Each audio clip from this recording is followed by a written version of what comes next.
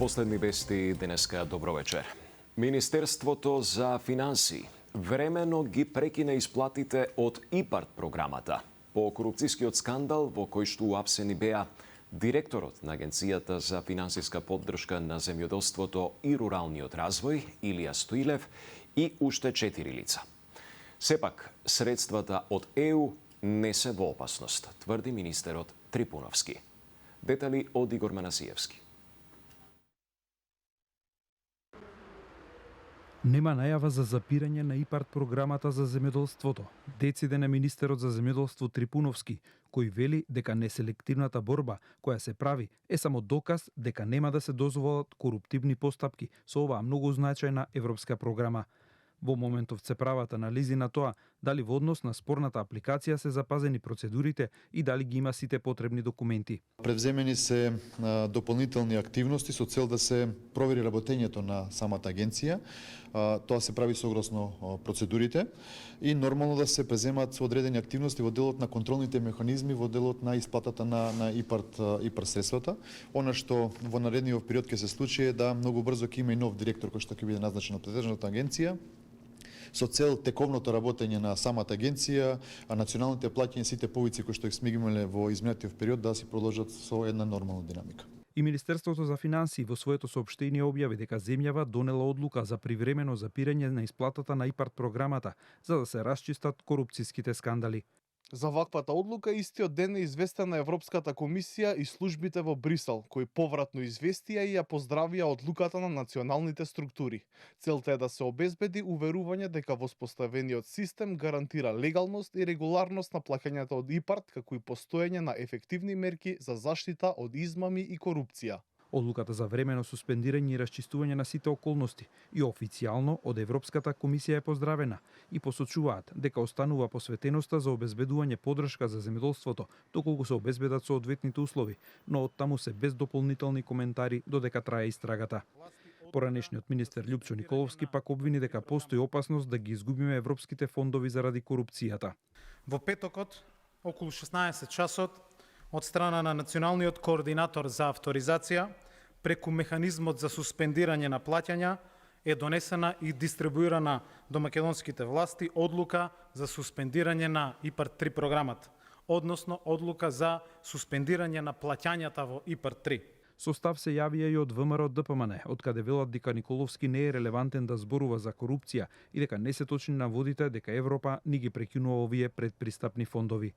Трипуновски за Канал 5 кусо само изјави дека ќе се остави истрагата да заврши, а дека ќе се преземат мерки за да се допрецизираат некои процедури и контролни механизми за да се спречат можни злоупотреби со европските пари, со кои се помага модернизацијата на македонското земјоделство.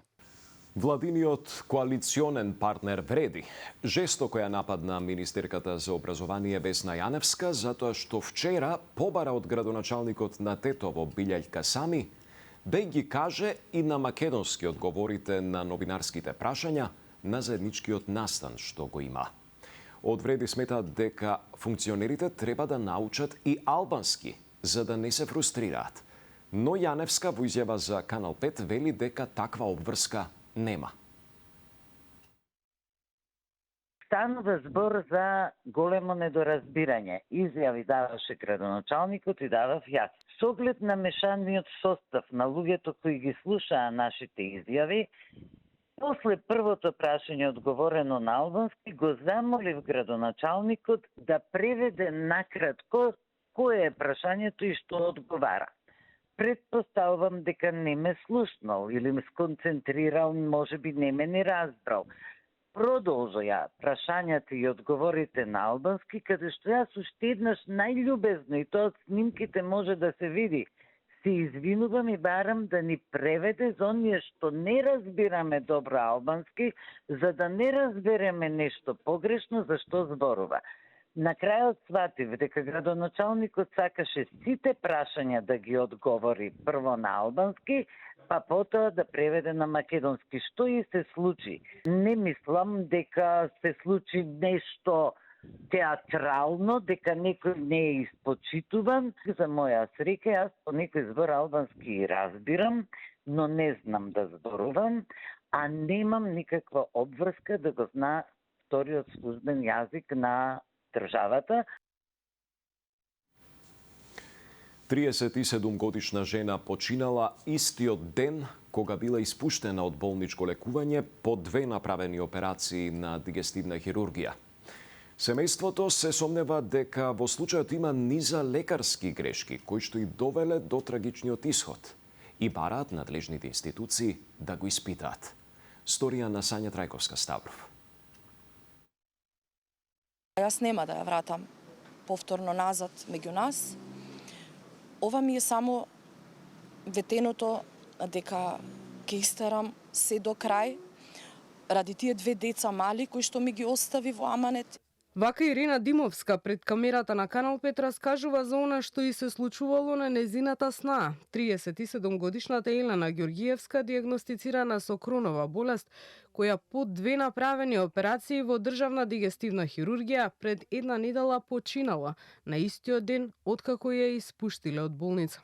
Семејството обвинува дека лекарска грешка и негрижа ја довело младата Елена до смртна постела, откако со недели била на болничко лекување. Нејзиниот сопруг и блиските сметаат дека и самата проценка за првична интервенција била погрешна, а според нив најлошо е тоа што повеќе од 10 дена, како што велат, хирургот кој првично ја оперирал заминал на пат во Америка, а одговорноста за третманот понатаму не ја делегирал на друг специјалист, туку на специјализанти. Вината во тоа што беше ветеното се гледа во докторската грешка.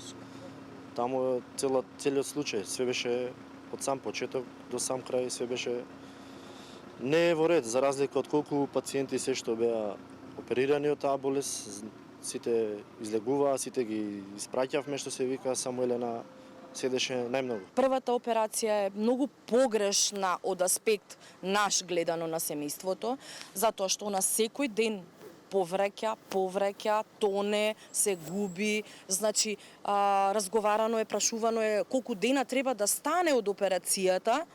Они ни кажуваат дека ќе биде добро, ќе почне да внесува храна и ќе биде добро. Но за жал, тие 11 дена до втората операција немаше подобрување. Голготата на семејството не започнала во дигестивна хирургија, бидејќи претходно Елена била хоспитализирана и на гастроентерохепатологија. Целата документација што ја имаат без отпусното писмо ја дале до Државниот здравствен и санитарен инспекторат и очекуваат надлежните да ја утврдат вистината. Дали треба, пошто се води се уште на болничко лекување, немаме отпусно писмо, дали ние треба да го платиме тоа што Елена ние си ја погребавме. Јас тоа ќе го имам како прашање, еве и до министерот, ако треба, и до директорот. Се уште се води Елена за жал на болничко лекување, а 7 дена изминати без Елена ние си ја погребавме. Од Државниот здравствен инспекторат за Канал 5 потврдија дека ја имаат пријавата и дека ќе направат вонреден надзор, а директорот на дигестивна Огнен Костовски вели дека е запознаен со случајот и дека има намера да формира и внатрешна комисија во самата клиника за да се утврди стручното постапување. Од клиниката за Канал 5 посочуваат дека по завршување на постапките, доколку се утврди постоење на вина во делот на лекувањето, ќе се постапи согласно закон и ќе има санкции.